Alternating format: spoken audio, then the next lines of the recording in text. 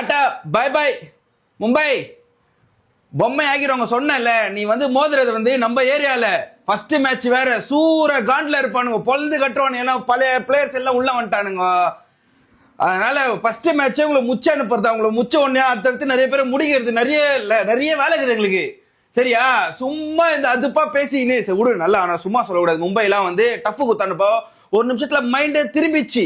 ஐயோ முச்சு விட்டுருவானுங்க போல, டப்பு டப்புன்னு விக்கெட் போயினே இருக்குது. ருத்ராஜன் நல்லா ஆடினா போல ருத்ராஜை தூக்கிட்டானுங்க. அதுக்கப்புறம் ரச்சின் ரவீந்திரா தான் மஜாவா கடைசி வரைக்கும் வந்து சும்மா பரட்டா போல. நான் சும்மா சொல்லக்கூடாதுப்பா, எனக்கு ரொம்ப பிடிச்சதே வந்து இந்த மும்பை இந்தியன்ஸ்ல இந்த விக்னேஷ் புத்தூர்னு ஒரு கோவிந்தா இருக்கான்ப்பா, 24 வயசு பையன், கேரளா கோவிந்தன்.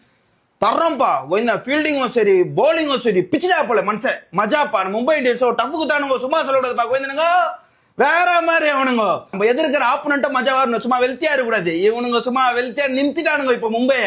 தலை தவட்டி கொஞ்சம் சீக்கிரமா. ஐயோ தலை எதனா ஒண்ணு பண்ணோன்னு பார்த்தா தலை வந்து டொக்கு வச்சுக்கிறா போல. ஐயோ சிக்கமாயிடுச்சுப்பா. ஆனா தலை எதனா ஒண்ணு தவட்டி சீக்கிரமா இறங்குதல, ஒரு 4th டவுனாவது இறங்குதல.